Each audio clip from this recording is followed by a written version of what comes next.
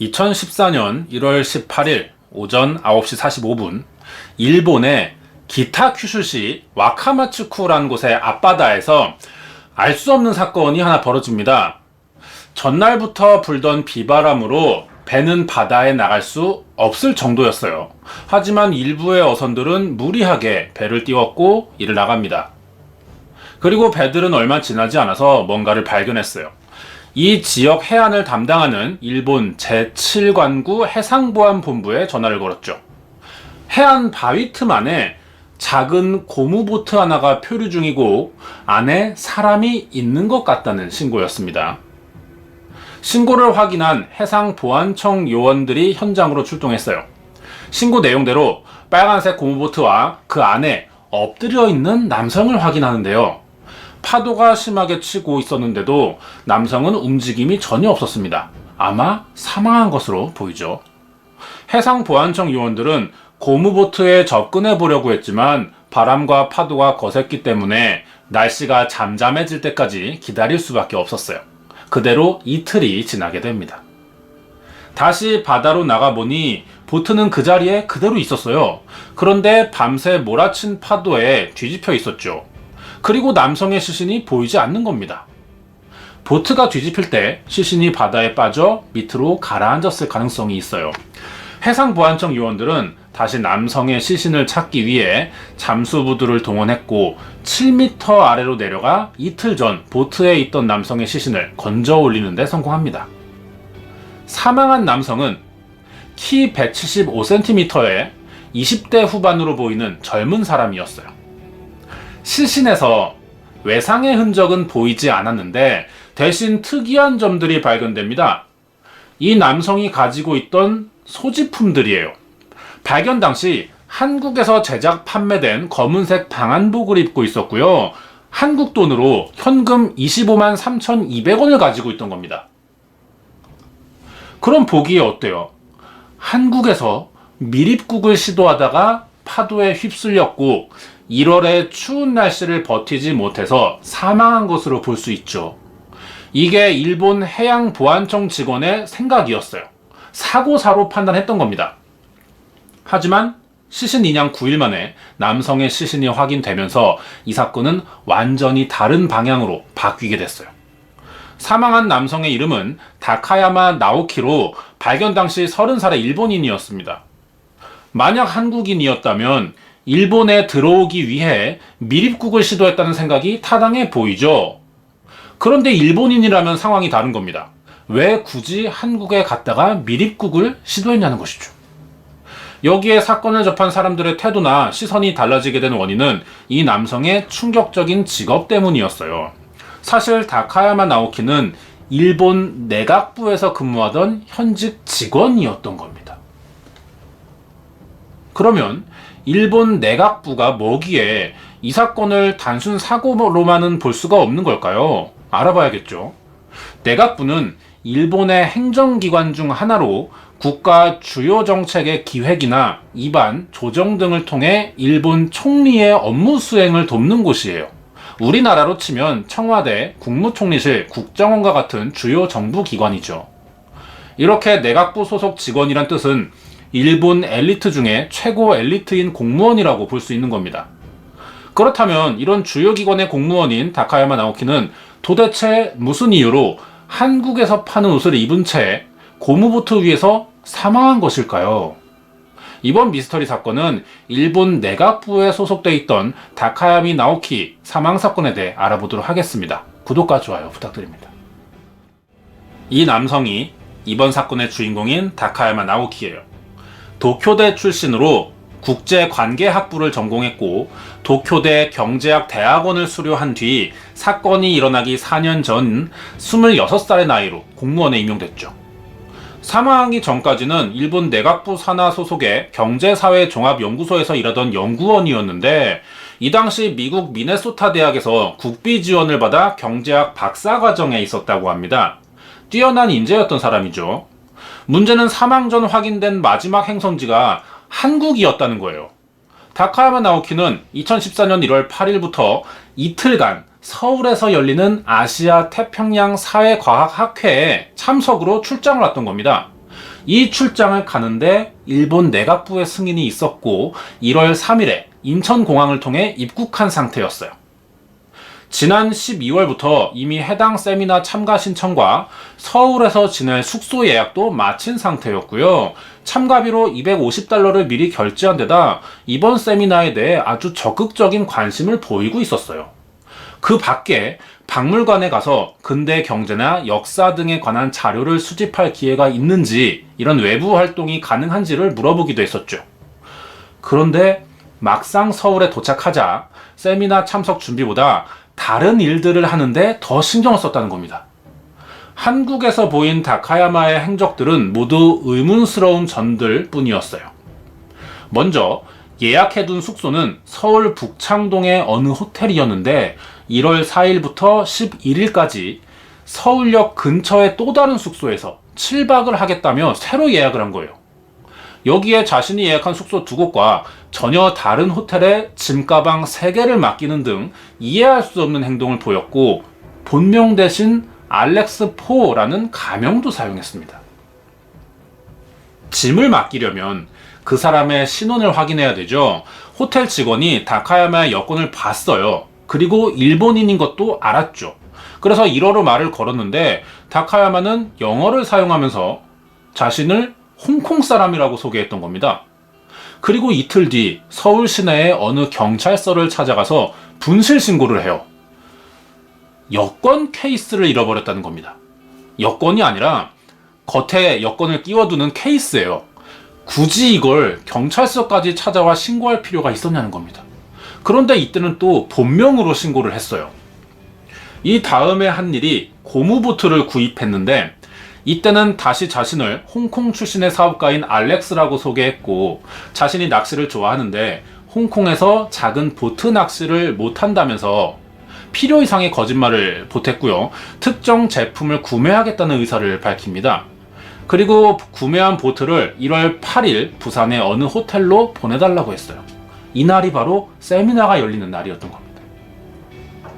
보통 보트 같은 종류의 물건은 우리가 자주 살 일이 없죠. 그래서 무작정 매장에 갑니다. 그래서 직원의 설명을 듣고 가격을 비교하면서 구매하는 경우가 많죠. 그런데 이 사람은 제품명을 직접 말했다는 거예요. 이러한 행동은 미리 보트의 필요성을 느끼고 특정 목적에 의해 사용하기 위해 계획을 세웠다고 보는 편이 더 타당할 것 같아요. 자신은 1월 8일에 한국에서 보트를 탈 일이 있다는 거죠. 이렇게 문제의 빨간색 보트를 구매합니다. 다카야마는 1월 7일 서울에 살고 있는 친구에게 한국에 왔으니 만나자는 메일도 보냈어요. 그리고 함께 시내를 관광했다고 합니다. 이때 다카야마가 친구에게 자세한 설명은 하지 않았지만 자신의 미국 생활이 고민이 많은데 유학 중이라 일본에 돌아갈 수 없다는 말도 했다 그래요. 그리고 다음날 2014년 1월 8일 세미나가 열리는 날이었지만 다카야마 나오키는 서울에서 모습을 감춥니다. 애초에 한국에 들어온 목적이었던 세미나에는 참석하지 않은 것으로 확인됐어요. 이날 다카야마는 부산에 있던 것으로 확인되는데요. 1월 8일 오후에 세미나에 가지 않은 채 부산 시내에 나타났고, 구매한 보트의 달을, 엔진과 배터리, 케이블 등의 부품과 방한복을 카드로 구매합니다. 이때도 모자와 마스크를 쓴 채 자신을 홍콩 사람이라고 소개했어요. 정확히 말하자면은 모자와 마스크를 썼어요. 얼굴을 가리고 있었기 때문에 이 남성이 다카야마 나오키라고는 단정 지을 수 없어요. 하지만 고무보트에서 발견된 엔진과 부품을 카드로 샀기 때문에 내역상 다카야마의 이름으로 구매된 것은 사실이죠. 그리고 이날 밤 예정대로 서울에서 구입한 고무보트는 부산으로 배달됩니다. 여기까지가 한국에서 확인된 다카야마 나오키의 행적들인데요. 예약한 숙소들은 모두 제대로 퇴실되지도 않았습니다. 퇴실한다고 직원에게 말하지 않았고 자기 짐가방들도 그대로 놔둔 채 몸만 나와서 부산으로 갔던 거예요. 그래서 언제까지 서울에 머물렀는지, 부산으로 가던 도중 다른 곳에 들렀는지는 알 수가 없죠. 사건 발생 이후 경찰이 맡긴 짐가방들을 찾아 확인해보니 안에는 노트북과 신용카드, 여권 등의 주요 물품들이 그대로 담겨 있었습니다. 정리하자면 다카야마라는 사람이 한국에 도착한 뒤 일본 해안에서 죽은 채 발견될 때까지의 모든 정황들이 하나같이 이해할 수 없는 행동들 뿐이었다는 거죠. 여기까지 다카야마 나오키의 이야기를 듣다 보면 의문점들이 생길 수밖에 없어요. 가장 먼저 드는 생각은 정식으로 한국에 들어온 사람이 왜 고무보트를 탄 채 일본에 돌아가려고 했냐는 겁니다. 몰래 출국할 이유가 없어 보이잖아요.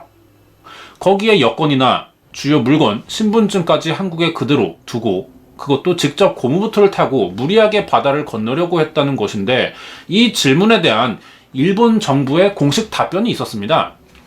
다카야마 나오키는 국비 유학생이라 중도 귀국이 불가능했기 때문에 몰래 귀국을 시도한 것으로 보인다는 거예요. 실제로 서울에서 만난 친구에게 미국 생활의 어려운 점으로 일본에 돌아가고 싶다는 말을 했었죠. 그런데 이것만으로는 사건이 제대로 설명되지 않는다는 겁니다. 아무리 국가 지원을 받아 공부하는 유학생이라도 사정이 생기면 정부에 신청 서류를 내고 잠깐 동안 귀국할 수 있는 방법들이 있거든요. 그렇기 때문에 보통의 사람이라면 목숨을 걸고 고무보트를 타는 선택은 하지 않을 겁니다. 거기다 몰래 들어갈 목적이었다면 고무보트를 이용하는 것보다 어선을 타고 오는 것이 훨씬 더 안전하죠. 의외로 한국에서도 외국으로 미입국하려는 사람들이 있기 때문에 불법이지만 이게 불가능한 방법은 아니에요.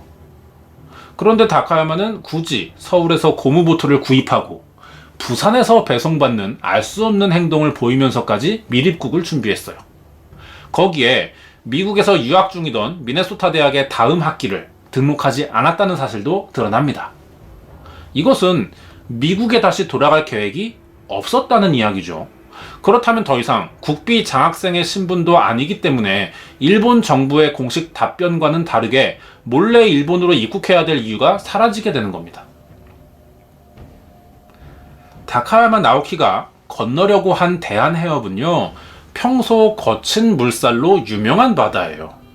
사건 당시 계절이 1월이었다는 것까지 생각해보면 아무리 방한복을 입었다고 해서 한겨울에 바닷바람을 맞으며 바다를 가로지기는 불가능해 보이죠. 숙소 예약도 굉장히 이상해요.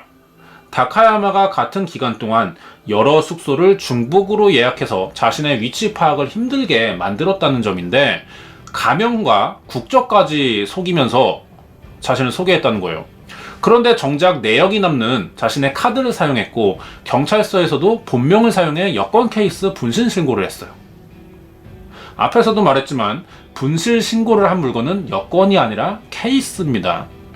잃어버렸다면 새로 사도 되는 물건이에요. 그런데 굳이 경찰서에 분실 신고를 한 이유도 쉽게 이해할 수 없는 행동이죠. 정확한 이유는 알 수 없지만 이런 점들로 일부에서는 다카야마가 자신의 알리바이를 만들기 위해 벌인 행동이라고 추측하고 있어요. 그리고 마지막으로 이 모든 일들을 다카야마 혼자서 계획하고 실행했냐는 겁니다. 일단 구입한 고무보트가 2.3m에 무게만 34kg인 대형이에요. 여기에 엔진과 기타 여러 부품들까지 설치하면 무게는 더 나가겠죠. 아무리 건장한 성인 남성이라도 2m가 넘는 보트를 혼자 옮기고 물에 띄우는 것은 힘들어 보여요. 그렇다면 한국을 빠져나오려고 했을 때 누군가 도와줬을 가능성이 있죠. 그리고 이 엔진의 성능에도 문제가 있는데요. 부산에서 시신으로 발견된 기타큐슈까지는 약 50km 거리입니다. 그런데 다카야마가 산 엔진은 7km 거리밖에 연료를 채울 수 없다는 거예요. 그렇다면 애초에 목적지가 일본이었는지도 궁금해지죠.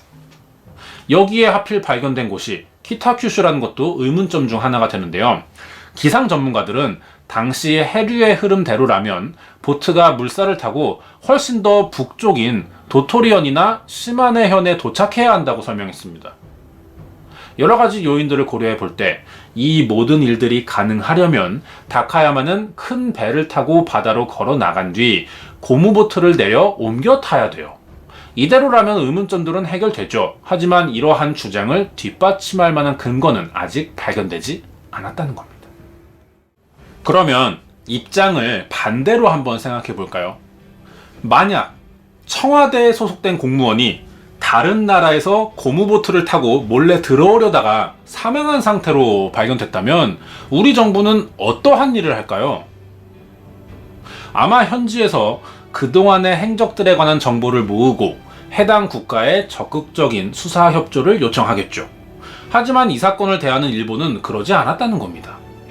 시신으로 발견된 다카야마가 마지막으로 한국에 머물렀다는 것이 확인되자 한국에 공조수사를 요청했지만 내각부 직원이라는 신원을 공개하지 않으려 했고 적극적으로 수사에 참여하지도 않았다는 거예요. 그러자 다카야마 나오키의 정체와 사망에 관한 음모론이 일본과 한국에 퍼지기 시작했어요. 소문에 의하면 다카야마는 중국이나 북한의 정세를 살피기 위해 파견된 스파이였지만 한일 관계의 악화를 노린 제3국의 공작원에게 피살된 것으로 보인다는 주장인데요. 국가적 입장에서 생각해보면 그럴듯해 보이는 이야기죠. 만약 이런 경우가 사실이라면 실체가 드러난다 해도 국가 차원에서 보호돼야 되는 정보들이기 때문에 이 내막이 외부에 알려지기는 힘들 겁니다. 또 다른 가능성으로는 사실 다카야마가 한국에서 일본으로 가던 도중 사망한 것이 아니라 일본 밀입국에 성공한 뒤 비밀리에 특수 임무를 수행한 후 다시 한국으로 돌아가려다 키타큐슈 앞바다에서 사망한 것일 수도 있다는 의견인데요. 이런 경우 한국에 여권을 두고 온 것과 짐을 맡기면서 거짓 알리바이를 꾸며낸 행동들로 설명이 가능하죠. 하지만 일본 정부는 다카야마 나오키가 스파이라는 이야기를 인정하지 않았고 주변 사람들은 왜 이런 일이 생겼는지 짐작도 가지 않는다면서 다카야마는 아주 평범한 사람이었다고 말했어요. 다카야마 나오키가 평소에 긴 유학 생활로 정신적인 피곤함을 느끼고 있었고 여성에 관련된 문제가 있었다는 점을 근거로 들면서 다카야마가 일본으로 미륵국한 이유는 개인적인 문제로 보인다는 것이 일본의 공식적인 입장이었어요.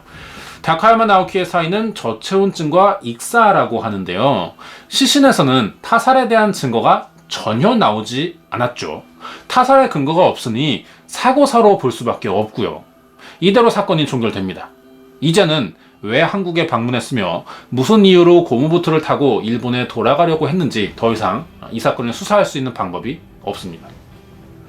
이렇게 명확한 내막을 밝히지 못하고 여러 의문점들만 남은 채 이 사건은 미스터리로 남게 됐죠.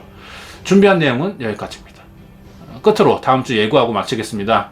이번 사건은 2014년 1월 18일 일본 기타큐슈에서 발견된 다카야마 나오키의 의문의 사망 사건이었습니다.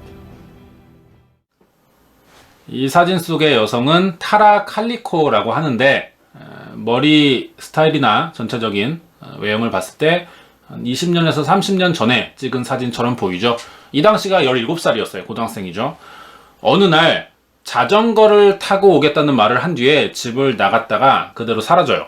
그 뒤로 31년이 넘도록 행방을 알지 못하고 있는데요. 이런 유형의 실종 사건은 우리나라에도 사실은 많이 일어나죠. 전 세계적으로 봤을 때 적은 숫자가 아니고요. 매년 발생하는 사건들인데 유독 이 실종 사건이 유명해진 데는 이유가 있어요. 실종 1년 뒤에 폴라로이드 사진 하나가 공개되면서였죠. 어떤 사진인지 다음 주에 확인해 보도록 하겠습니다. 다음 주에는 1988년 9월 20일 미국 뉴멕시코주에서 사라진 타라 칼리코의 실종 사건입니다. 이번 사건은 상식적으로 아주 납득하기가 힘든 굉장히 미스터리한 이야기가 될 것 같아요.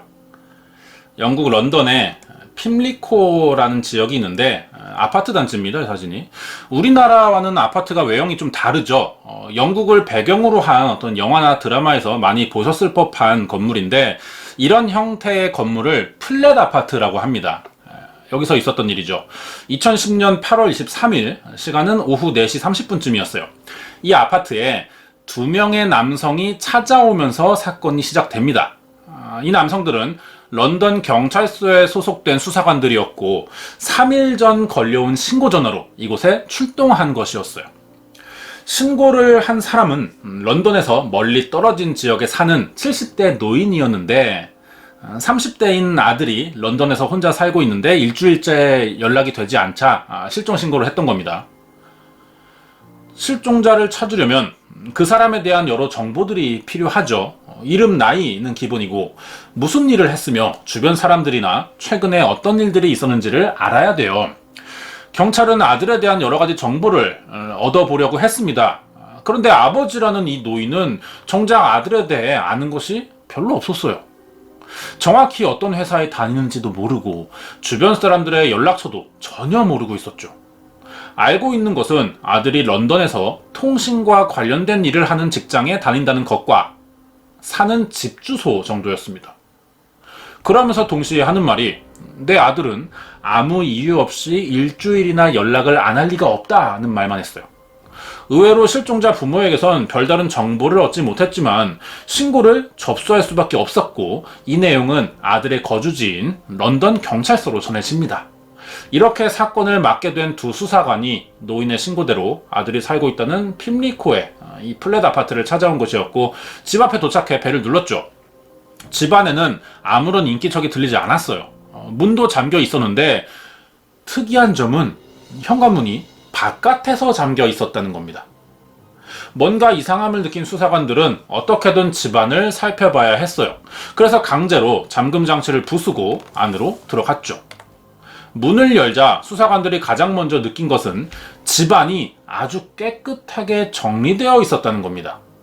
누군가 침입의 흔적은 없어 보였지만 집안에 발을 들여놓는 순간 다시 이상한 점을 느껴요. 집안 온도가 이상했던 거죠. 런던의 8월 평균 온도는 약 23도 정도 기록하는데 여름이지만 덥지는 않은 온도예요. 그리고 추운 날씨도 절대 아니죠. 사건이 시작된 2010년 8월 23일도 외부 온도는 더위를 느낄 만큼 높지 않았어요. 춥지도 않았고요. 비가 오거나 하지도 않았던 거죠. 하지만 노인의 아들이 사는 집안이 굉장히 더웠던 겁니다. 이 집이. 보일러를 최대로 켜놓은 것처럼 바닥은 뜨거운 정도였어요. 그리고 집안 어딘가에서 이상한 냄새가 나고 있었죠. 확실히 이상한 정황들입니다.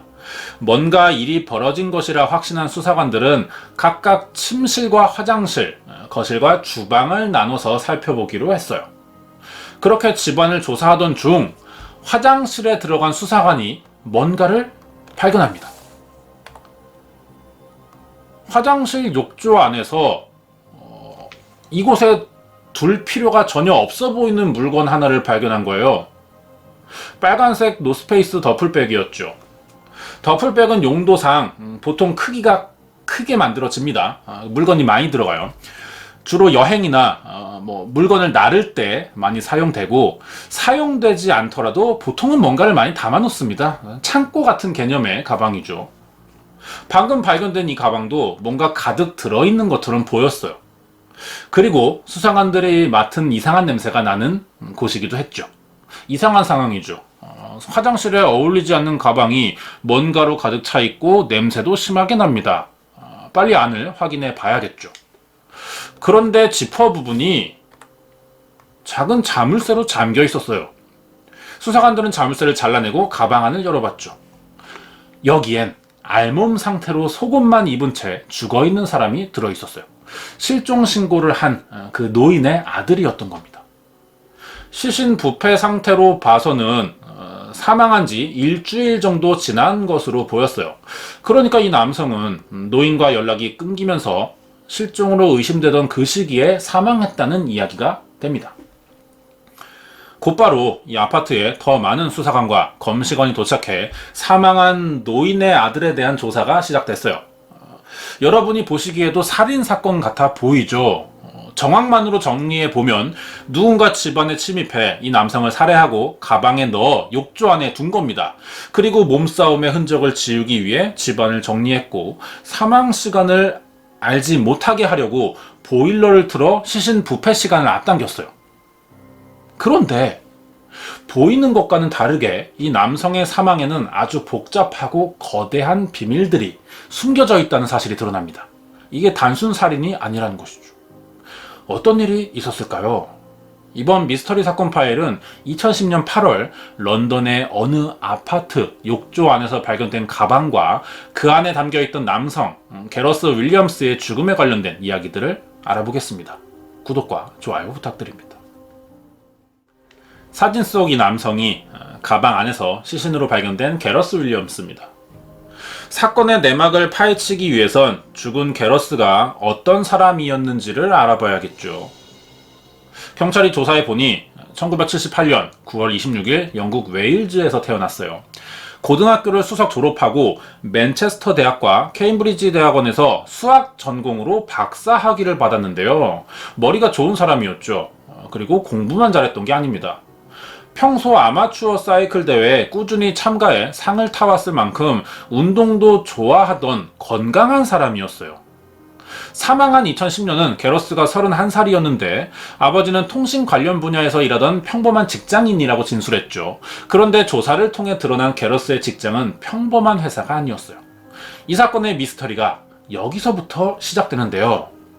게러스 윌리엄스는 GCHQ라고 불리는 영국 정부통신본부에서 일하던 직원이었습니다.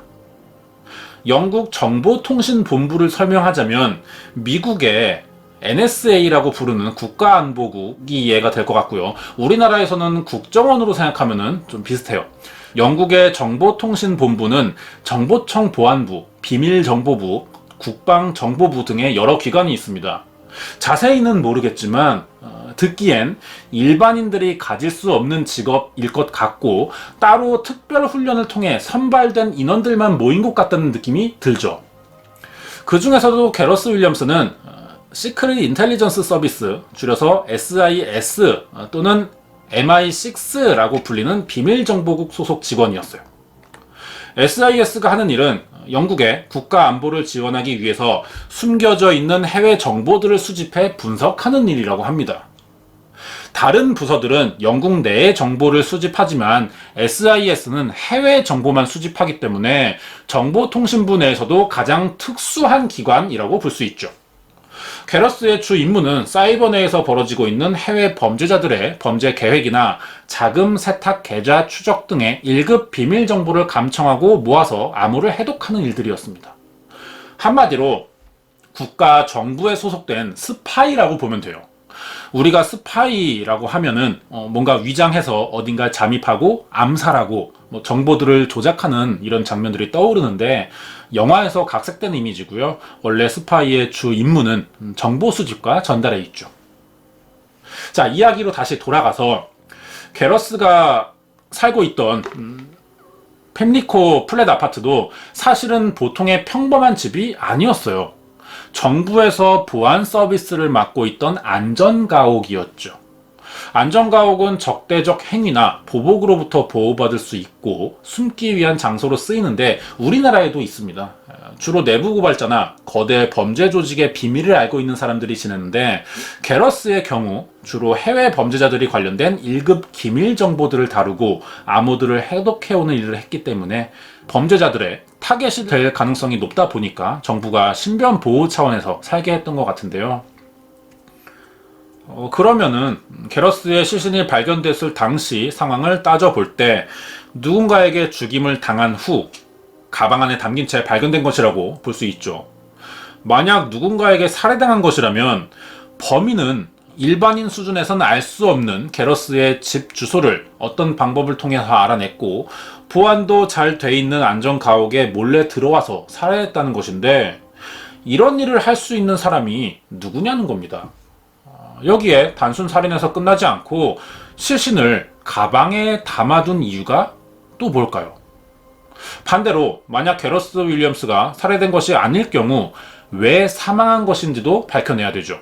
지금부터 이런 궁금증들을 해결해 보도록 하겠습니다. 이 사진은 영국의 데일리 미러라는 신문인데요. MI6 스파이의 죽음의 집에서 라는 헤드라인으로 보도가 된 기사입니다. 여기서 MI6는 SIS의 또 다른 이름이에요. 이후 설명에서 SIS나 MI6는 같은 기관을 말하는 겁니다. 살인이라면 만약에 영국 비밀정보국의 최고 엘리트 직원을 누가 죽일 수 있냐는 겁니다. 이 가설에 따라 유력한 범인으로 떠오른 사람들이 있었죠. 게러스가 사망하기 직전까지 맡아오던 임무에 관련된 사람들이었는데 당시 게러스는 러시아에서 활동하는 거대 마피아 조직의 자금 세탁 경로를 추적하고 있었어요. 그렇다 보니 자연스럽게 러시아의 마피아 조직과 연관되어 있을 것이라는 추측들이 내부적으로 돌기 시작했죠.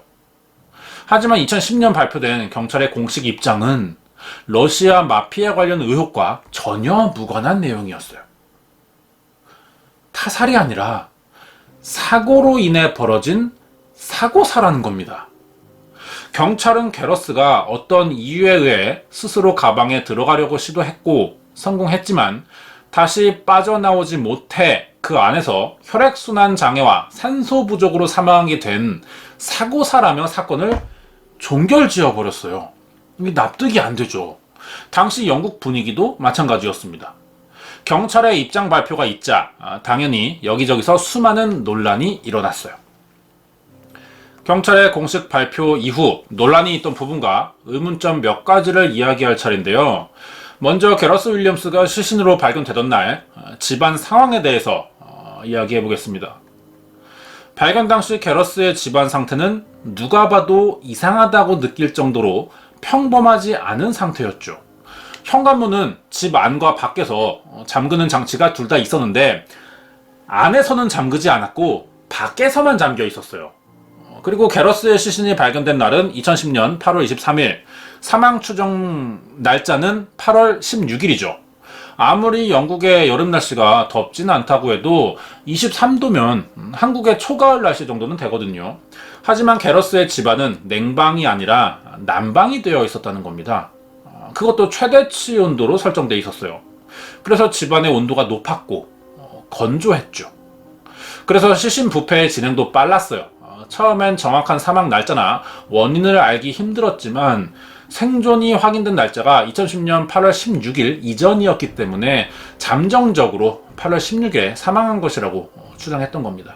이게 사망 전에 게러스 윌리엄스가 찍힌 CCTV인데 날짜를 보면은 2010년 8월 14일이라고 써 있어요.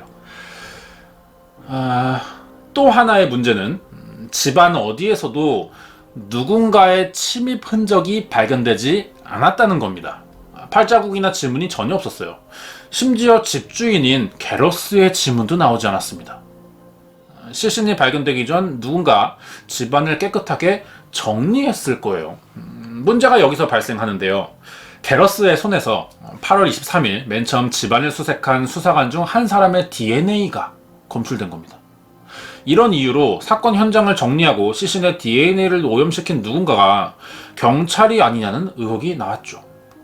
여기에 관련된 주장으로 처음 집안을 수사했던 수사관은 게러스의 휴대폰이 테이블 위에 있었다고 기억했지만 이후 추가로 출동한 다른 경찰들은 휴대폰을 전혀 다른 장소에서 발견했어요. 조사 도중 위치가 바뀌었다는 이야기입니다. 살인사건일지도 모르는 현장이 제대로 보존되지 않았고 경찰에 의해 변질됐을 가능성의 의혹이 생기자 경찰은 이것이 모두 거짓 소문이고 욕실의 경우는 습기 때문에 지문이 남기 어렵다는 말로 게러스의 지문이 검출되지 않은 이유를 설명했어요. 그러자 다음으로 가장 많은 논란이 된 부분은 시신이 들어있던 가방이었습니다. 게러스의 시신은 가방 안에 누워서 양 다리를 가슴까지 구부려 올린 후 팔로 감싸 안은 형태였는데 중요한 부분은 과연 게러스가 이 가방 안에 스스로 들어간 것인가 아니면 누군가 살해한 후 가방에 넣은 것인가 이죠. 더군다나 자물쇠를 풀 수 있는 열쇠는 게러스가 가지고 있는 상태였습니다. 이해가 잘 되지 않지만 경찰은 공식 발표에서 살아있을 때 게러스가 스스로 가방에 들어간 것이라고 했는데 이 발표가 신빙성이 있는지 알려면 성인 남성이 문제의 가방 안에 혼자 들어갈 수 있는지 여부를 먼저 알아봐야 할 것 같아요. 그래서 이 행위가 혼자 가능한지를 실험해보는 영상을 하나 준비했습니다. 같이 보시죠.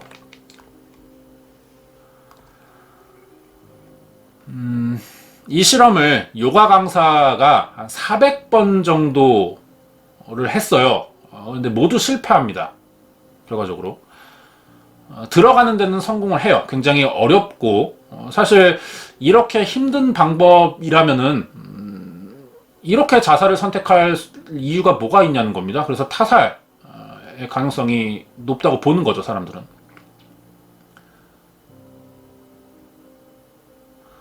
들어가는 건 가능해요. 어떻게든. 보통의 평균 키와 체격을 가진 남성이라면 혼자 가방에 들어가고 지퍼를 잠그는 것까지는 가능했다고도 볼 수 있어요. 하지만 자물쇠를 채우는 데는 실패하거든요. 그렇기 때문에 게러스가 왜 가방 안에 들어가려고 했으며, 만약 자물쇠까지도 스스로 채운 게 사실이라면 어떻게 다시 나오려고 했던 것인지 등이 또 이해가 되지 않죠. 그리고 SIS의 직장 동료들도 문제가 됐습니다. 왜 게러스 윌리엄스가 일주일째 소식도 없고 출근하지도 않는데 아무도 신고하지 않으냐는 것이죠.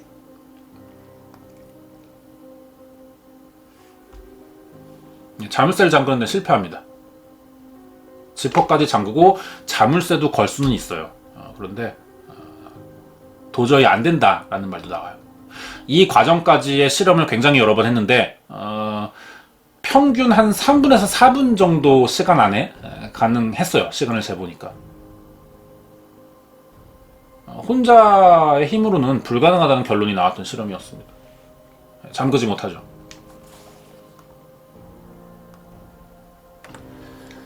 게러스가 사망한 것으로 추측되는 2010년 8월 16일은 런던 복스홀 크로스에 있는 위에 있는 사진은 GCHQ 건물이고요. 아래가 이제 산하 기관인 SIS 건물입니다. SIS 본부에서 중요한 회의가 있었다고 하는데요. 당연히 게러스도 여기 참석해야 되죠. 하지만 그러지 못했고 일주일이 넘도록 나타나지도 않았어요. 그렇게 5일이 지난 2010년 8월 20일에 처음으로 게러스가 출근하지 않았다는 이야기가 나왔답니다. 그동안 대수롭지 않게 생각했었다는 건데요. 이런 점을 외부 사람들은 이상하게 보는 겁니다. 국가 요원이 5일이나 연락되지 않는데 관심이 없으면 이상한 거죠. 하지만 이것은 직업의 특수함에서 이유를 찾을 수 있다고 설명해요. 게러스처럼 비밀기관에서 국가 안보를 위해 일하는 사람들 중 만약 누군가가 이유 없이 오랫동안 자리를 비우면 1시간 내에 그 사람의 소재지를 검색해 본다는 겁니다. 따라서 게러스가 5일이 넘도록 자리를 비운 이유는 아마 상부에서 어떤 특수한 임무가 내려왔고 자신들은 모르지만 상부에서는 소재를 파악하고 있기 때문이라고 믿었던 것이죠. 결국 게러스가 실신으로 발견되자 가족들이 이런 점을 SIS에 항의했어요. 그러자 정보통신본부의 대령이 유가족에게 공식 사과를 했었죠. 내부 시스템이 그렇다면 할 말은 없어요. 그래도 게러스와 같은 부서 직원들이 실종 사실에 대해 전혀 몰랐다는 것은 납득하기 힘든 게 사실입니다. 여기에도 이유가 있는데 정보통신본부 전체 직원들에게 게러스 윌리엄스의 죽음과 관련된 어떠한 인터뷰도 하지 말라는 상부의 명령이 있었다는 거예요. 이들의 직업이 폐쇄적일 수밖에 없어서 정보를 공개할 수 없다고는 하지만 밖에서 보기엔 공개하고 싶지 않은 것을 내부적으로 숨긴다는 것처럼 느껴지는 것도 사실이죠. 그리고 결국 숨기고 있던 것이 드러나게 됩니다. 그 이유는 정말 SIS가 숨길 수밖에 없는 것이었어요. 이 부분을 계속해서 알아보겠습니다. 아무것도 정확히 밝혀진 것은 없는 상황인데 경찰은 왜 게러스 윌리엄스의 죽음을 사고사라고 공식 발표했던 걸까요? 그것은 바로 게러스의 비밀스러운 사생활 때문이었습니다. 이 사진은 당시 게러스의 거실을 찍은 장면이에요. 실제 사진입니다. 사진 안에 눈에 확 들어오는 물건이 하나 있습니다. 30대 남성의 방에 어울리지 않아 보이는 물건인데요. 가발이죠. 비밀 요원이다 보니 때에 따라서 잠입 임무를 수행하려면 변장을 하는 경우도 있을 수는 있겠죠. 그런데 이건 여자 가발이에요. 아무리 유능한 국가 요원이라도 성별을 위장할 수는 없습니다. SIS가 감추고 싶었던 게 바로 이 가발이었어요. 정말 뜬금없고 충격적이게도 게러스 윌리엄스에겐 아주 특이한 성적 취향이 있었다는 겁니다. 평소 가학적인 취향이 있었고 여장을 하는 것에서 성적 만족감을 느끼는 사람이었던 것으로 보이는데요.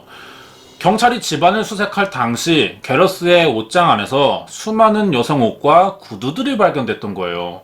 그리고 성적인 만족을 위해서 스스로를 밀폐된 공간에 갇히게 하거나 몸을 묶는 행위를 해왔다는 사실이 뒤늦게 밝혀져요. 경찰은 사건을 해결하기 위해 그동안 게러스에 관련된 모든 사람들을 찾고 있던 중 대학생일 때 살던 집의 주인을 만나 어떤 이야기를 듣게 됩니다. 게러스가 자주 자신의 손발을 침대에 묶어두는 일이 있었고 풀지 못할 때마다 자신을 불러 여러 번 도움을 청했다는 이야기였어요. 이런 증언과 집안 수색으로 게러스의 이상 성적 취향이 사건의 원인으로 드러나자 성적 쾌락을 얻기 위해 스스로 가방에 들어가 지퍼를 잠그고 갇혀 있다가 산소 부족으로 사망한 사고사라는 결론이 나왔던 것이죠. 그래서 SIS는 자신들의 권위와 체면을 지키기 위해 이런 정보를 외부에 공개하고 싶지 않았다는 겁니다.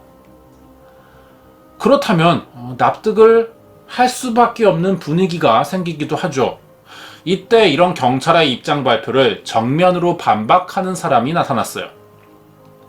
크리스핀 블랙이라는 이름의 전 정보통신부 직원은 성적인 이슈를 만들어 퍼뜨리는 것은 살인을 감추는 가장 좋은 방법 중 하나며, 이런 방법은 실제 살해 목적과 죽음의 방법을 위장할 뿐 아니라 피해자의 평판을 파괴하고 이후에 있을 후속 조사에 대한 의욕도 떨어지게 만든다면서 게러스 윌리엄스의 사망 원인은 짜여진 각본이라고 주장했어요. 여기에 이번 사례처럼 성적 이슈화를 통해 사건을 무마하기 같은 방법은 모든 스파이 관련 기관의 훈련 매뉴얼에도 나와 있다는 이야기도 했습니다. 그래서 실제로 확인해 보니 SIS의 상부 기관인 GCHQ 직원들이 이전까지 갑자기 사망한 사례들을 확인해 보니까 모두 3차례였는데 하나같이 전부 성적인 이슈나 성매매 때문에 사망한 것으로 기록돼 있었습니다. 이렇게 게러스 윌리엄스의 죽음은 사망 시기나 정확한 사인 등 어느 부분도 뚜렷하게 밝혀진 것 없이 급하게 마무리됐어요. 그러자 이번엔 여동생인 세리 윌리엄스가 언론을 통해 경찰의 발표를 반박하는데요. 게러스는 사실 대학생이 아니라 MI6 요원이었고 내부 비리를 폭로하려다 살해당한 것이라는 겁니다. 사실 게러스 윌리엄스는 17살에 대학을 졸업했고요. 20살에 맨체스터 대학에서 박사 학위를 취득한 뒤 21살에 영국 GCHQ에 들어가 MI6에 파견되었다는 주장인데, 여기서 암호해독 전문가로 일하던 중 우연히 MI6 고위층의 비리와 관련된 기밀 사항들을 알게 됐고, 이 사실을 외부에 공개하려다 발각되자 내부에서 제거했다는 이야기인데요. 이것은 또 완전히 새로운 이야기죠. 이 말이 사실이라면 현관문이 밖에서 잠겨있고 집은 깨끗했지만 아주 더운 채 자물쇠가 채워진 가방 안에 열쇠를 가진 시신이 있었다는 이상한 정황들이 모두 내부의 지시를 받은 암살 요원이 윌리엄스를 죽인 뒤 증거를 훼손하고 사건 현장을 조작했다는 이야기가 되죠. 여동생의 주장으로 갑자기 상황이 반전됐어요. 그러자 유력 용의자로 지목된 MI6는 게러스 윌리엄스가 요원이었던 것은 사실이지만 1급 기밀로 취급할 만한 비리는 존재하지 않았기 때문에 내부 소행일 수 없다는 발표로 다시 반박합니다. 그러자 이번엔 부검을 담당한 의사가 등장했어요. 게러스 윌리엄스의 사망 원인이 제대로 설명되지는 않지만 타살 같다는 발표와 MI6의 주장을 재반박하기 위해 유가족이 타살의 증거물을 공개하는데요. mp3 데이터와 통화 기록의 삭제, 그리고 정체를 알 수 없는 2명의 DNA가 발견됐는데 그동안 경찰이 이 사실을 공개하지 않고 있다는 것이었어요. 그리고 다시 3년 뒤인 2015년 9월 게러스 윌리엄스의 죽음에 관한 비밀을 풀 계기가 될 만한 정보를 주겠다는 사람도 나타났죠. 이 사람은 자신이 1년 전 2014년이죠. 러시아에서 탈출해 영국에 숨어 지내고 있는 전직 KGB 요원이라면서 이름은 밝히지 않았는데, 당시 러시아 정보원들은 영국 정보통신본부 내에서 러시아를 조사 중인 스파이들의 신원을 이미 오래전부터 파악한 상태였고, 자국을 보호하기 위해 이들을 살해하며 주로 흔적을 찾을 수 없는 독극물을 귀에 넣어 독살하는 방법을 사용한다고 말했어요. 당연히 이 인터뷰 주장은 다 믿을 수 없죠. 구체적인 정황이 드러나지 않는 한 이 주장은 참고만 하는 정도일 거고요. 이렇게 MI6와 유가족의 주장이 서로 상반되자 결국 게러스 윌리엄스의 동료 요원들이 나서기 시작합니다. 하지만 이 사건에 내부 암살 의혹이 있기 때문에 익명으로 조사를 받고 있어요. 그래서 상당히 진행이 더딘 상태입니다. 그래서 아직까지는 이 사건이 미스터리로 남아있죠. 네, 준비한 내용은 여기까지입니다. 이 뒤에 관련된 이야기가 더 남아있어요. 재미있는 부분이거든요. 끝까지 봐주시면 감사하겠습니다. 영상이 마음에 드셨다면 구독과 좋아요 부탁드립니다. 이번 이야기는 2010년 8월 23일 영국의 비밀정보국 직원인 게러스 윌리엄스의 미스터리한 죽음에 관한 사건이었습니다. 네, 준비한 내용 여기까지입니다. 이 사건이 TV에도 나온 적이 있고요. 유명하죠. 사건 자체가 뭐 유명해질 수밖에 없는 사건인 것 같아요. 뭐 아직까지는 아무도 모르죠. 유가족은 타살됐다라고 주장하고, 그러면 타살이 누구인가를 들어보니 이라돈 MI6라는 거예요. MI6는 아니라고 얘기하고 있고요. 아직은 뭐라고 얘기할 수 없는 상태죠. 관련 기사 좀 있습니다. 보자면은 최근 기사가 2015년 8월 31일에 있었어요. 영국의 인디펜던트에서 낸 기사인데 5년 전 스포츠 가방 속에서 숨진 채 발견된 영국 정보 요원이 빌 클린턴 전 미국 대통령의 기밀을 해킹했다는 주장이 제기됐다라는 제목으로 영국과 미국이 아주 민감한 상황이던 시기에 게러스가 클린턴 전 대통령의 관련 정보를 해킹하는 사건이 있었고 중요 서류를 확보했다고 알린 기사예요. 그런데 이게 이미 몇 년 된 자료인데다 이 기사로 뭔가가 더 드러나지는 않았어요. 미국의 전 대통령에 관련된 비밀 서류를 확보했다는데 뭐 이걸로 더 이상 뭔가 이야기가 없습니다. 미국에서 어떻게 큰 액션이 있지도 않았고 그렇다고 영국이 이걸 활용한 어떤 것을 하지도 않고요. 관련된 기사가 더 없었어요. 그렇기 때문에 신뢰하기 힘든 정보라는 생각이 듭니다. 저는 사실 이 기사는 게러스 윌리엄스 사망에 관한 비밀과 전혀 관련 없는 기사라고 보여요. 이게 우리 시각에서 보면은 문장대로 게러스가 미국 전 대통령인 무려 클린턴의 비밀 정보를 해킹했다는 사실을 알리는 기사라고 느낄 수밖에 없죠. 하지만 당사자인 영국과 미국은 다르게 받아들인다는 겁니다. 이게 신문사들 간의 관계를 알면 전혀 다른 내용의 재미있는 기사가 되거든요. 영국의 대표 신문은 더 가디언이에요. 그리고 진보 성향의 언론이죠. 그럼 보수 성향의 언론과 라이벌 구도를 가질 수가 있어요. 근데 이 라이벌이 영국이 아니라 미국에 있습니다. 타임스죠. 타임스는 미국을 대표하는 보수 언론이에요. 그리고 해당 기사를 쓴 인디펜던트는 가디언보다 더 진보 성향이지만 한 수 아래 평가를 받고 있는 언론사입니다. 이런 상황들을 알고 있으면 이 기사가 완전히 다르게 보여요. 기사를 다시 보면 영국과 미국이 민감한 시기였다는 부분이 나오죠. 그럼 미국과 영국은 서로 언론을 통한 신경전도 벌인다는 이야기가 됩니다.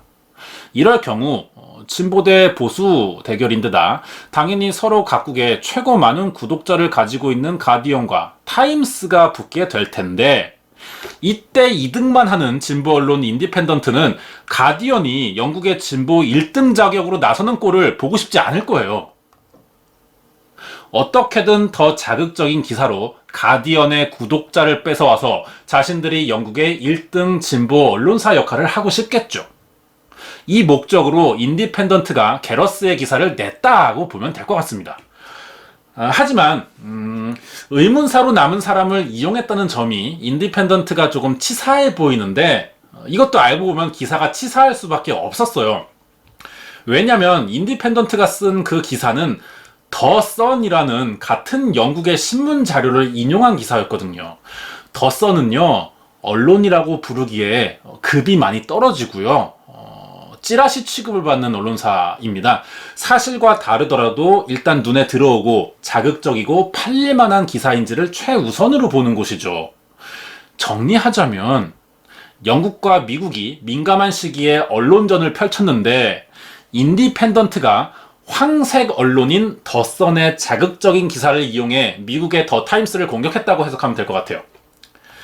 우리 니네 정보 가지고 있는데 여차하면 터트릴 수도 있어. 이런 식으로 협박하는 느낌이죠. 그러면서 동시에 가디언보다 더 자극적인 진보 성향의 기사로 가디언의 구독자까지 뺏어오겠다는 생각이라고 볼 수 있죠. 그래도 대표 황색 선동 언론지인 더 선의 기사를 받았었다는 거는 인디펜던트가 이때 아주 급한 나머지 추한 선택을 했다는 생각이 좀 들죠. 이렇게 보면 기사의 의도가 아예 달라지고 재미있죠. 우리나라의 언론은요 내부적으로 싸우느라 바쁘죠. 그런데 선진국 신문사는 뭔가 달라요. 국제적으로 놀죠. 스케일이 큽니다. 여기까지 알아보고 다음 주 사건을 미리 좀 예고를 해드릴게요. 다음 주 미스터리 사건 파일 시간에는 아마 일본 사건이 될 것 같습니다. 1992년 일본 오사카부 쿠마토리초에서 벌어졌던 사건인데 같은 마을에 살고 있던 10대 남녀 7명이 매주 수요일과 목요일마다 스스로 목숨을 끊는 연쇄 자살 사건이 벌어졌던 거예요. 굉장히 특이한, 희귀한 사례일 것 같은데 사건의 흐름을 소개하고 각각 인물들의 당시 상황과 왜 이들이 연쇄적으로 자살을 선택했던 것인지 그 원인들을 좀 알아보도록 하겠습니다. 다음 주에 만나요. 사람이 모이는 곳엔 언제나 여러 가지 현상들이 발생합니다. 좋은 쪽이거나 나쁜 쪽 모두 일어날 수밖에 없는데 문제는 이런 일들이 아주 불시에 무방비 상태에서 받아들여야 한다는 거예요. 알려고 하지도 않았고 알고 싶지 않았을 수도 있습니다. 범죄 사건을 목격한 사람들의 이야기죠. 현장을 목격한 사람은 이날 기억이 평생 남을 거예요. 이게 끝이 아닙니다. 계속해서 목격자나 참고인 신분으로 경찰의 조사를 받을 수도 있고요. 언론의 관심도 이어지다 보면 정상적인 생활이 불가능해지거나 심리적으로 불안해질 수도 있어요. 목격자라는 사람 뒤에는 이런 부작용도 따르는 경우가 생깁니다. 하지만 이런 상황을 감수하고 피해자가 억울하지 않도록 신고하는 사람들이 있기 때문에 이야기가 알려질 수 있었고 사건 해결에 도움이 될 만한 정보가 공개되기도 합니다. 이번 이야기도 목격자가 현장을 발견하고 경찰에 신고하지 않았다면 평생 알려지지 못했을 거예요. 오랫동안 해결되지 못했습니다. 아직도 미제 사건으로 남아있어요. 하지만 경찰은 피해자의 신원과 사건이 왜 이러는지 밝히기 위해서 수사를 계속하고 있습니다. 어떤 사건인지 궁금하시면 구독과 좋아요 부탁드립니다. 이야기는 1970년으로 거슬러 올라갑니다. 노르웨이 베르겐 근교에 위치한 울리켄 산의 북쪽 언덕을 지나던 남성과 두 딸이 쓰러져 있는 여성을 발견하면서 시작되는데요. 발견 장소는 이스다렌 계곡이나 죽음의 골짜기라고 불리는 곳이었습니다. 처음엔 이 여성이 술에 취해 누워있는 거라 생각했어요. 곧 날이 어두워지고 위험해 보여서 깨우려고 가까이 가봤습니다. 그런데 자세히 보니 나체 상태로 몸 일부가 불에 타 있는 시신이었던 거죠. 놀란 남자와 딸들은 시내로 내려가 경찰에 신고합니다. 경찰과 법의학자가 현장에 도착해 보니 이렇게 황당한 사건은 처음 본다는 반응이었어요. 죽은 여성 주변에는 수면제 12알과 도시락, 술병, 휘발유 냄새가 나는 플라스틱병 2개, 이름이 새겨진 오래된 은색 숟가락이 떨어져 있었습니다. 불에 타다 남은 여권도 발견됐어요. 그럼 이제 시신을 수습하고 소지품과 여권을 조사해 신원을 밝힌 뒤 이 여성이 어떻게 사망한 것이고 타살이라면 범인을 추적하면 되겠죠.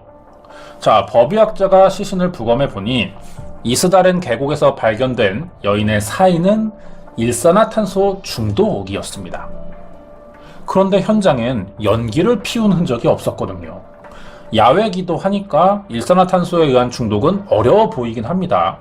이대로면 아마 이 여성은 다른 장소에서 중독이 돼 사망했고 이 계곡에 버렸을 가능성이 높아요. 그런데 도중에 이 여성의 혈액에서 수면제 성분이 검출됐어요. 50알 정도를 먹어야 나오는 수치였는데 현장에 떨어져 있던 수면제 12알이 있었죠. 같은 성분의 약이었습니다. 그렇다면 다시 정리해보면 누군가 이 여성에게 수면제를 먹인 뒤 정신을 잃게 했고 주변에 불을 피워 이산화탄소 중독을 일으킨 다음 현장을 정리하고 도망쳤다고 봐야 될 것 같은데요. 사실 현장만 가지고는 예측이 좀 불가능한 사건인 것 같아요. C씨는 목에 생긴 타박상이 있었습니다. 그리고 손에 지문이 모두 지워져 있었어요. 지문이 훼손됐으니까 신원을 알 수 없습니다. 그래서 치아 상태를 통해 조회해 보려고 했는데 남미에서 치과 진료를 받은 적이 있던 거예요. 그런데 어느 나라에 살고 이름이 뭔지는 또 알 수 없습니다. 먼저 여권이 발견됐었죠. 이걸로 찾으면 되지 않나 생각할 수 있습니다. 그런데 당시에 발견된 여권은요 8개였어요. 모두 신분이 다른 여권이었습니다. 불에 타기도 했고 어렵게 신원을 조회했는데 모두 가짜로 밝혀졌어요. 이것들이. 여기서 더 납득하기 어려운 상황은 여성은 옷이 벗겨진 채 발견됐지만 주변엔 옷이 있었거든요. 그런데 이 옷들이요 상표가 전부 뜯어져 있는 거예요. 현장에서 발견된 물건들은 모두 어느 회사에서 만든 것인지 알 수 없도록 로고나 이름들이 다 지워져 있었습니다. 이 여성을 살해한 범인이 신원을 감추기 위해서 굉장히 많은 노력을 한 것 같죠. 수사가 어려워진 경찰은 수사팀을 들렸어요. 어떻게든 이 여성의 신원을 밝혀내려고 했습니다. 자, 시신이 발견된 지 3일 뒤인 1970년 12월 2일 결국 경찰은 베르겐 기차역 내에 있던 화물 보관소에서 여행 가방 2개를 찾아냈고 이 안에 들어있던 선글라스에서 사망한 여성의 것으로 보이는 지문을 찾아내게 됩니다. 하지만 여기서 더 큰 문제 발생하는데요. 가방을 열어보니 오히려 더 이해하기 어려운 사건이 돼버렸습니다. 안에 들어있는 물건들이 모두 일반인들이라면 소지하기 어려운 물건들이었어요. 물건들의 상태가 아주 수상했던 겁니다. 가방 속에 들어있던 것들은 냉전 시대에 서독에서 쓰던 독일의 화폐 500마르크와 노르웨이의 130크로네였고 상표가 제거된 옷과 처방한 의사의 이름과 날짜까지 지워진 연고가 있었어요. 그리고 머리빗, 그리고 시신 옆에 있던 것 같은 상태의 은수저가 또 하나 있었습니다. 특이한 모양의 드레스와 가발, 안경도 들어있었어요. 그러니까 이 물건들을 종합해보면 자신의 정체를 숨겨야 하는 직업의 사람들이 가지고 있을 것 같죠. 메모장도 하나 발견됐거든요. 이게 가장 문제였어요. 문장들이 전부 암호로 적혀 있던 겁니다. 해독을 해봤어요. 그러니까 이 여성이 그동안 다녔던 여행지로 보이는 목록이라고 추정됐습니다. 마지막으로 가방에서 어느 이탈리아 사진작가가 만든 엽서 하나가 나왔는데 경찰은 해당 작가를 수소문해서 찾아가 봤습니다. 그리고 이 엽서를 보여주면서 사망한 여성에 대해 알고 있는지 물어봤는데 사진 작가가 하는 말이 이 여성을 노르웨이 로엔에 위치한 알렉산드라 호텔에서 만났고 저녁 식사도 같이 했었답니다. 이때 자기를 소개하는데 남아프리카 공화국 요하네스버그 북쪽에 위치한 작은 마을에서 6개월 전에 이사 온 것이라고 이야기했대요. 사진작가를 찾아서 정보들을 들을 수 있었어요. 하지만 그래도 사건 해결에 도움이 될 만한 것들은 아니었습니다. 대신 이 여성을 본 적이 있다는 목격자들의 제보가 들어오기 시작했죠. 이스다렌 계곡에서 발견된 여성은 평소 가발을 착용했고 프랑스, 독일어, 네덜란드어, 영어 등 다국어를 구사했다고 합니다. 노르웨이 베르겐 시내 호텔 몇 곳을 간 적이 있었고요. 계속 핑계를 대면서 여러 번 반을 바꿨다고 합니다. 근무하고 있던 호텔 직원에게는 자신을 여행 중인 영업사원이라고 소개한 적이 있었고 가구 수집가라고 말한 적도 있었어요. 투숙 기간 동안 우유나 오트밀을 자주 주문했었다고 하는데 다른 목격자는 우연히 이 여성과 어느 남성이 베르겐 호텔에서 대화하는 것을 듣게 됐는데 여성이 하는 말은 독일어였답니다. 곧 돌아온다는 말을 들었다고 제보했어요. 그리고 이스다렌 계곡에서 발견되기 전 확인된 마지막 행적은 호르다 헤이멘 호텔로 밝혀졌습니다. 여성은 12월 19일부터 23일까지 이 호텔 407호에서 지냈고요. 호텔 직원은 여성의 키가 164 정도의 아주 아름다운 얼굴이었고 특히 눈이 작고 엉덩이가 큰 30, 40대 정도의 여성으로 보였다는 진술도 했어요. 이 호텔에 있었던 다른 목격자는 여성이 사우스 스테이트라는 노르웨이산 담배를 피웠고 23일에 호텔 밖을 나갔는데 현금으로 계산하면서 택시를 불렀다고 진술했습니다. 11월 23일 오전까지의 행적은 밝혀진 거예요. 그런데 시신으로 발견된 건 29일이 되거든요. 그러니까 이 6일 사이에 여성이 뭘 했는지 전혀 알 수가 없는 상태인 거죠. 수사가 이렇게 또 막힙니다. 결국 경찰은 인터폴의 협조를 얻었어요. 그렇게 유럽과 북아프리카, 중동까지 모두 수색해 봤는데 여성의 신원을 알 수가 없었습니다. 경찰들은 얼마 없는 단서를 가지고 사망 전 행적을 계속 추측해 봤어요. 아마 사망하기 전에 이스다렌 골짜기에 와 있던 거였을 거라 판단했는데 이 지역에 사는 남성이 죽은 여성의 몽타주를 보고 경찰서를 찾아오면서 새로운 제보를 했던 거죠.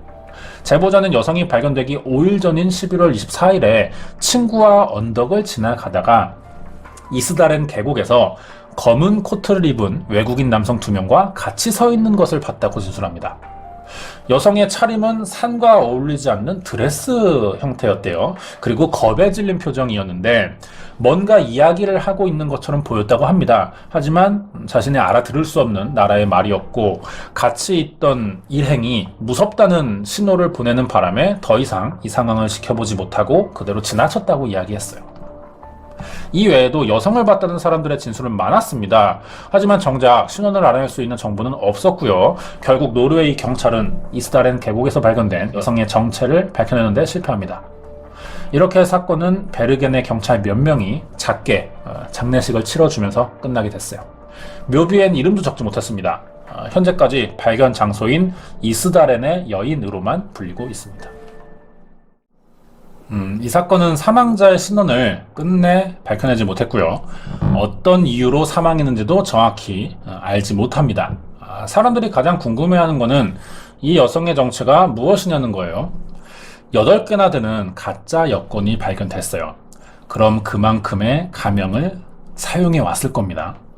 여행 가방 안에서 발견된 소지품들은 신원을 감추기 위한 좀 변장용 도구들이 아닐까 생각되는데요. 이 여성이 그러면 평범한 사람은 아니라는 이야기가 되는 거죠. 변장 상태라면 단순히 공연을 다니는 사람이라고 생각할 수도 있어요. 그러자니 소지품들의 상태가 평범하지 않다는 겁니다. 일반인들이라면 물건에 이런 상표나 제조일자를 굳이 지으면서 가지고 다닐 필요가 없기 때문이죠. 가짜 신분을 여러 개 만들었고 변장을 수시로 할 만한 사람이라면 자기 정체를 반드시 숨겨야 되는 이런 사람일 가능성이 높습니다.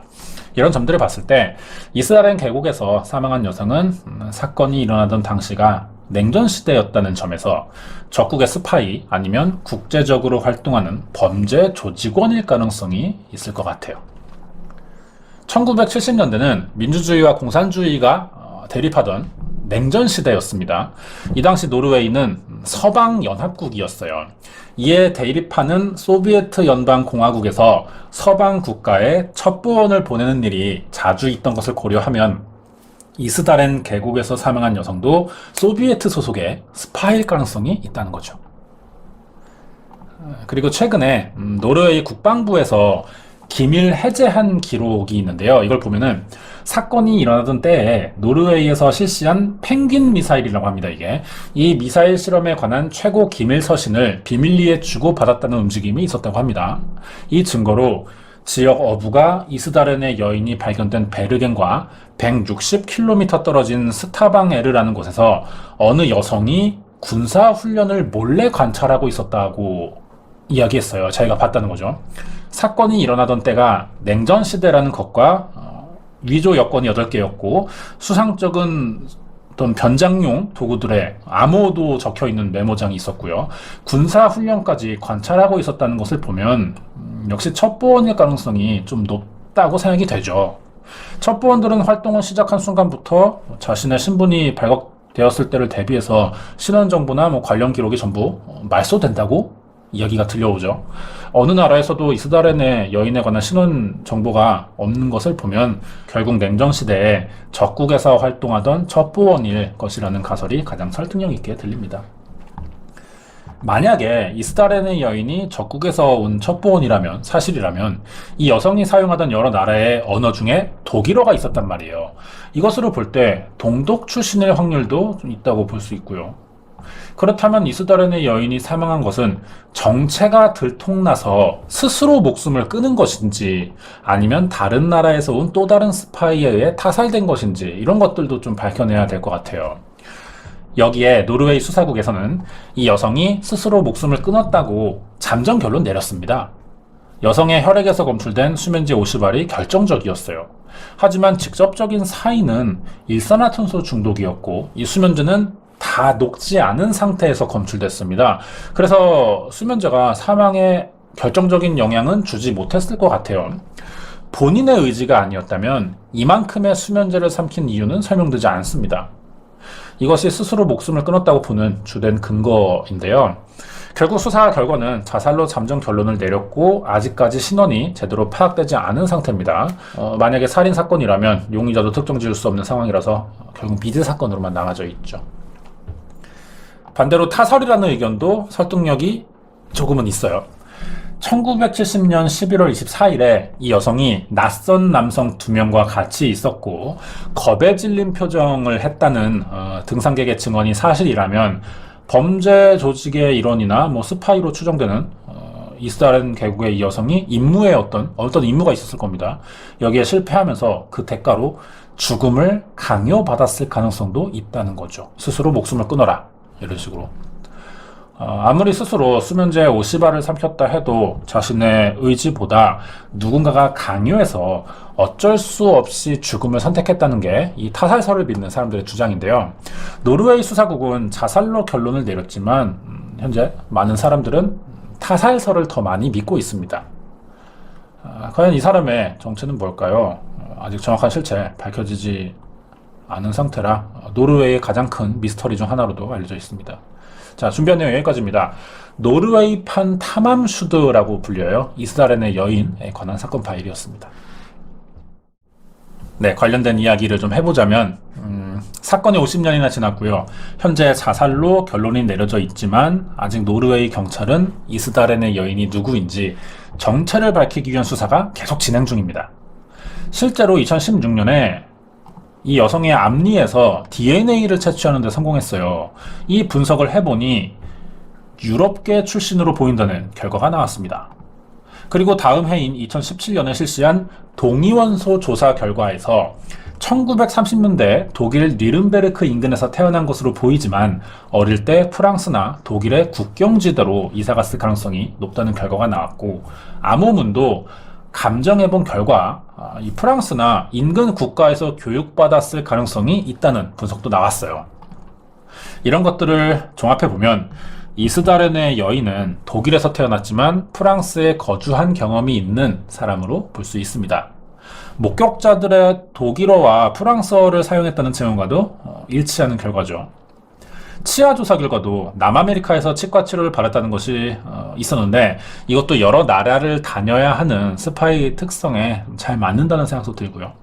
사건이 오래 지났지만 점점 내막이 최근 들어 밝혀지고 있습니다. 계속해서 과학 수사가 발전하고 있고요. 전 세계적으로 우리나라도 그렇고 미제 사건들이 좀 해결되는 추세입니다. 그렇기 때문에 이 사건을 기억하고 있는 제보자가 나타나 준다면 결국 이 이스라엘의 여인 정체도 밝혀질 수 있을 거라는 생각이 듭니다. 준비한 내용 여기까지입니다.